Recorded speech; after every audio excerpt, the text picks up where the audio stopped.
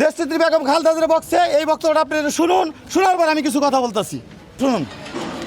দুর্নীতির মাধ্যমে অনেক কাজ করেছেন, সেই জন্য তাকে দুর্নীতিবাদ হিসেবে আজকে স্বচ্ছ আইনের মাধ্যমে, একবার স্বচ্ছ প্রকৃতি আইনের মাধ্যমে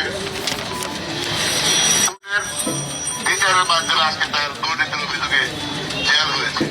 এই প্রমাণটা দেখছেন যে বেগম খালেদা জিয়াকে নিয়েও বাজে মন্তব্য কূটনীতি করছে, কিন্তু আমাদের সাবেক বর্তমান এমপি ডক্টর দেওয়ান মোহাম্মদ সালাউদ্দিন বাবুকে নিয়েও বাজে মন্তব্য করছে। ও আমাদের তারেক রহমান আজকের বাংলাদেশ যে প্রধানমন্ত্রী তাকে নিয়ে মন্তব্য করছে, কিন্তু বিভিন্ন মামলা এখনও ও থানায় বৈশা ওর নামে এই ছাত্র হত্যা মামলা আছে, বিভিন্ন আগের এই 5 আগস্টের পর নামে 8-10টা মামলা হয়েছে, একাধিক মামলা।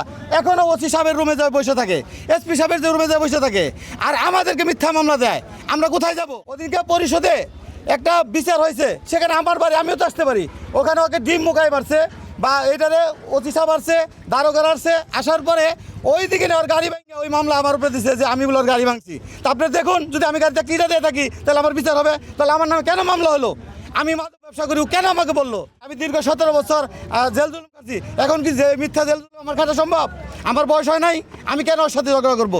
আর ওর বিচার চাই, ও বেগম খালেদা জিয়ার বক্সে এই বিচারটা আপনাদের কাছে আমি সবার কাছে দিলাম। পরিষদে ও বিচারের নামে মানুষকে হয়রানি করতেছে, অন্যায় করতেছে, ওকে এই এলাকার মানুষ চায় না, এর জন্য আমরা মানববন্ধন করতেছি। আর ওর বিচারটা জানি আপনাদের মাধ্যমে আমরা পাই। নিরহ নারী তার আর যে অধিকার, সে এই বিচার কাছে মানে সে তার কাছে টাকা খেয়ে, তার বিরুদ্ধে বাকিতে টাকা খেয়ে এই মনটা মনে করেন যে এই একের পর এক মানুষকে হয়রানি করে, এর জবাব চাই আমরা এবং যা আছে এলাকার সবাই এর জবাব চাই, প্রতিবাদ চাই।